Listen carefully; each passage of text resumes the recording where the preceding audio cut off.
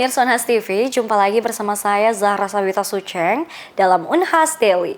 Dalam beberapa menit ke depan kami akan menyajikan berita teraktual hanya untuk Anda. Pemirsa, banyak orang di Indonesia kerap mengeluh tentang masuk angin yang biasanya diidentifikasi dengan rasa kembung atau penuh di perut.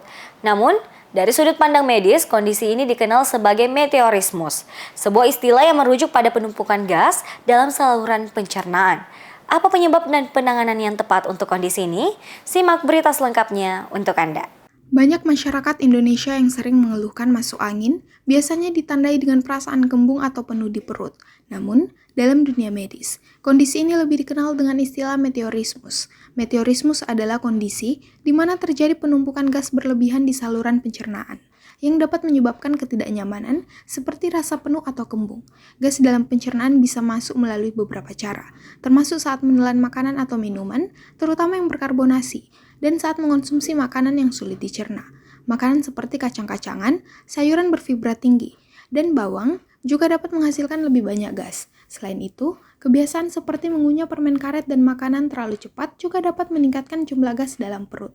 Dalam beberapa kasus, meteorismus bisa diatasi dengan perbaikan pola makan, menghindari makanan penyebab gas, dan memperlambat kecepatan makan.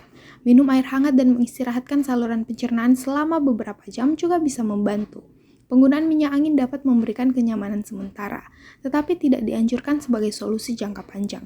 Namun, jika keluhan berlanjut, terutama pada individu dengan kondisi medis lain seperti penyakit jantung atau infeksi, disarankan untuk segera berkonsultasi dengan dokter. Penanganan medis yang tepat diperlukan untuk kondisi yang disebabkan oleh gangguan pada lambung atau usus yang memerlukan perhatian lebih lanjut. Nah, untuk yang fisiologis, nah ini yang bisa dengan pengobatan. Nah, tapi rata-rata orang obatnya dikerok-kerok ya, seperti itu. Saya juga sebenarnya lagi mencari-cari itu, apa sih maknanya kalau orang dikerok seperti itu untuk menghilangkan masuk anginnya. Cuman yang setahu saya kalau dikerok untuk mengeluarkan masuk anginnya, saya pikir kalau orang dikerok itu pembuluh darahnya malah bisa pecah begitu, makanya merah-merah pada saat selesai dikerok. Nah, itu harus hati-hati sebenarnya, apalagi kalau ada orang gangguan perdarahan atau apa, itu harus hati-hati kalau masuk anginnya mau diobati dengan kerok seperti itu. Mungkin kalau secara itu saya bisa jelaskan itu, sebenarnya saya tidak terlalu itu ya, apakah ada hubungannya dengan gastrointestinal kalau dikerok seperti itu, tapi itu mungkin bisa menyebabkan relaksasi. Nah, relaksasi ini pada akhirnya bisa memperbaiki gerakan pencernaan juga, jadinya orang bisa lebih nyaman begitu. Kalau dia merasa bahwa terlalu banyak ini gas yang masuk ke dalam ini, sehingga dengan dikerok seperti itu, ya bisa memperbaiki aliran darah sampai ke pencernaan begitu, sehingga gerakan usus bisa lebih baik, bisa mengeluarkan gas yang agak berlebihan begitu itu. Tapi saya sih tidak merasa anunya seperti itu ya. Tapi orang-orang itu malah bisa menyebabkan gangguan perdarahan, saya pikir kalau dikerok seperti itu. Nah, apa saja kondisi yang bisa bikin itu? Kenapa tadi saya bilang bisa banyak masuk gas ke dalam itu? Jadi gas yang masuk ke dalam pencernaan itu bisa melalui pada saat kita menelan, begitu. Biasanya sih kalau kita menelan, ya kan kadang-kadang kita menelan karena makan atau ada air liur kayak begitu, mau minum pasti menelan. Jadi itu akan ada udara masuk 2 sampai 3 cc. Begitu setiap kali kita menelan gitu. Jadi bayangkan kalau kita berkali-kali menelan air liur atau apa, pasti banyak ya masuk udara. Yang kedua itu karena kita mengkonsumsi makanan-makanan yang banyak mengandung gas begitu. Itu biasanya pada makanan-makanan atau minuman yang berkarbonasi misalnya, atau makanan-makanan yang karbohidrat yang agak susah digesti atau susah dicerna di pencernaan, sehingga pembentukan CO2-nya lebih banyak begitu. Ataukah itu tadi makanan yang mengandung fiber ya, atau yang agak berlebihan fibernya. Jadi sebenarnya buah, sayur itu semua menghasilkan gas untuk diproduksi di dalam oleh akibat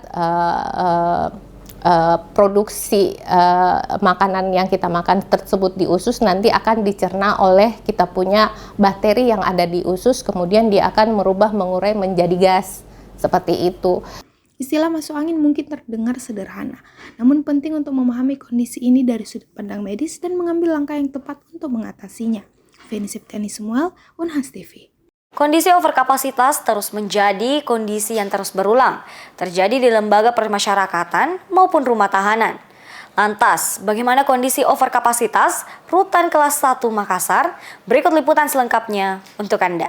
Kondisi overkapasitas terus terjadi di rumah tahanan kelas 1 Makassar, yang terletak di Jalan Rutan nomor 8 Gunung Sari, Kecamatan Rapocini, Kota Makassar, Sulawesi Selatan.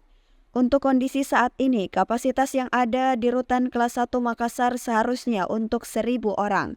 Namun saat ini dihuni oleh 1.999 tahanan per Juli 2024. Hal ini langsung diungkap oleh Kepala Rutan kelas 1 Makassar, Jayadi Kusumah AMD IPS HMH. Tak hanya itu, Jayadi juga mengungkap 3 kasus terbanyak tahanannya di rutan kelas 1 Makassar. Dari kasus yang ada, yang terbesar yaitu kasus narkoba, kemudian yang kedua itu pencurian, kemudian yang ketiga penggelapan. Dari 1.999 orang ini terdiri dari 1.854 pria dan 147 wanita. Mengapa demikian? Karena rutan kelas 1 Makassar mengampuh 2 wilayah hukum, yaitu Kota Makassar dan Kabupaten Goa.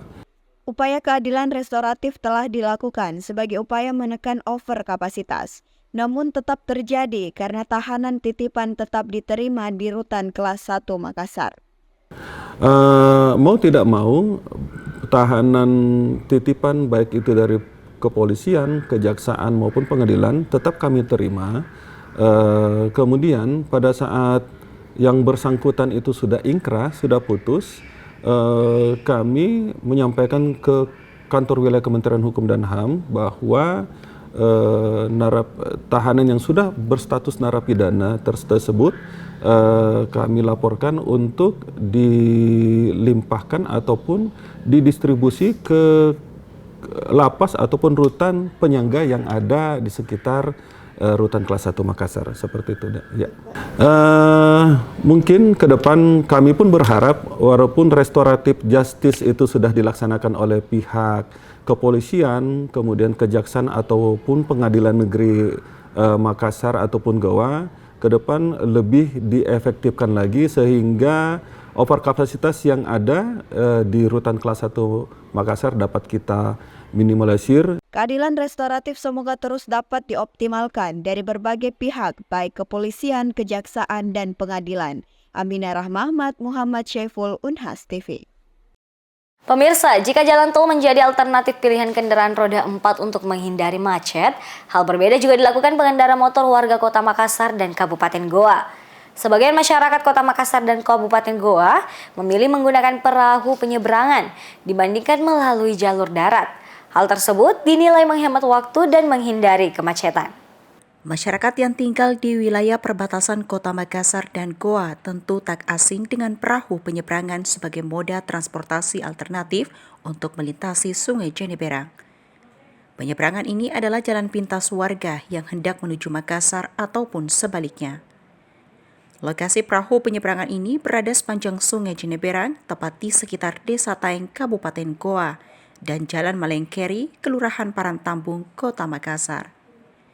Tak hanya satu titik, di sepanjang Sungai Jeneberang terdapat 10 titik penyeberangan dengan jenis perahu yang sama.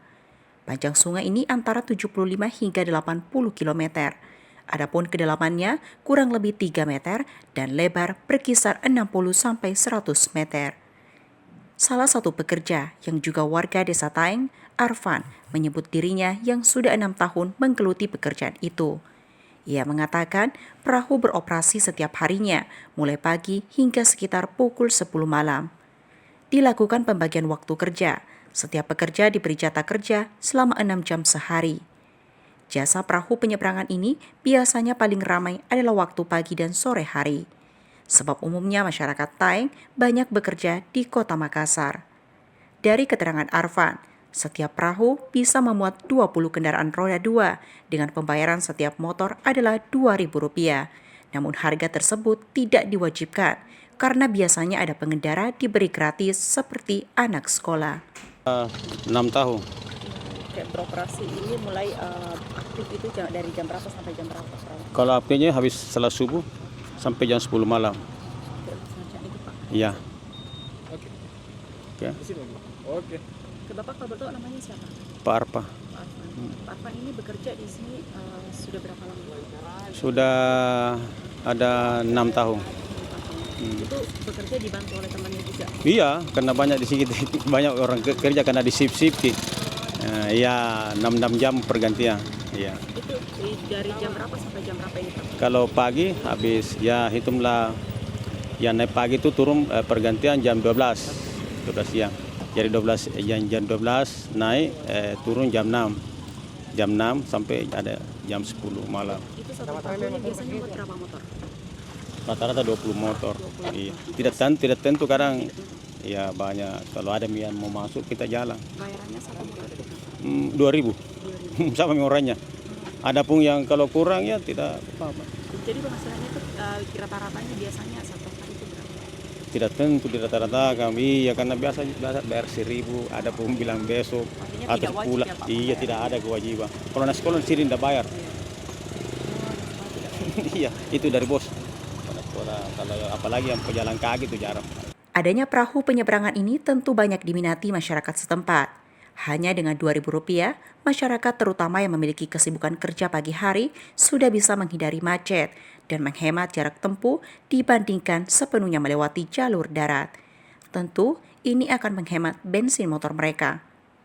Seperti halnya yang dikatakan Desi, warga perumahan Angelin Taeng Goa ini mengaku sering menggunakan perahu penyeberangan. Dirinya memilih naik perahu untuk menghindari kemacetan dan jarak jauh jika melewati jembatan kembar yang ada di Sungguh Minasa. Hal serupa juga dikatakan Inci. Mahasiswi Institut Ilmu Kesehatan Pelamonia ini mengatakan sering menggunakan akses perahu penyeberangan jika dirinya ingin ke kampus. Warga Goa ini menambahkan waktu tempuh lebih singkat jika menggunakan perahu penyeberangan dibandingkan jalur darat jembatan kembar di Sungguh Minasa. Ibu Desi. Ibu Desi dari mana? Dari mana? Dari Jelen, Perman. Ini sering naik perahu begini? Iya. Itu alasannya kenapa? Karena dekat, baru kurang kendaraan tuh, nggak melalui kendaraan banyak. Daripada lewat jalur darat. Iya, jalur darat poros tuh. Itu biasanya Ibu sering naik begini? Iya, hari-hari. Oh, hari-hari. Itu mau kemana Ibu? Mau ke Makassar. Kerja atau apa? Enggak. Ini kebetulan mau ke dokter. Untuk naik di sini itu berapa dibayar? 2.000. Menurut Ibu itu murah? Iya. Nama saya Inci dari Goa. Iya. Kak sering naik perahu ini Kak? Sering. Karena kalau kita naik perahu itu bisa mempercepat perjalanan. Karena kalau lewat jembatan kembar itu, karena kalau jam begini jamnya itu macet. Jadi kayak mempermudah perjalanan, nggak harus macet kalau di sini. Kakaknya sendiri tuh sering gunakan ini? Sering Kak. Dengan berbagai kegiatan? Iya. Kalau pulang kampus lewat sini atau berangkat ke kampus. Itu menurut Kakak bayarannya itu murah juga? Murah. Itu 2.000 ya? Iya 2.000. Tapi kalau semisal juga kayak nggak ada uang kecil, kayak naik kelas kan nih. Dengan durasi penyeberangan perahu yang cepat, hanya sekitar 5 menit saja, tentu ini menjadi pilihan praktis masyarakat setempat. Zulkarnain, Muhammad Syeful, Unhas TV. Baik pemirsa, berita tadi sekaligus menutup perjumpaan kita hari ini. Jangan lupa untuk terus saksikan Unhas Daily hanya di Unhas TV. Saya Zara Sabita Suceng beserta kru yang bertugas.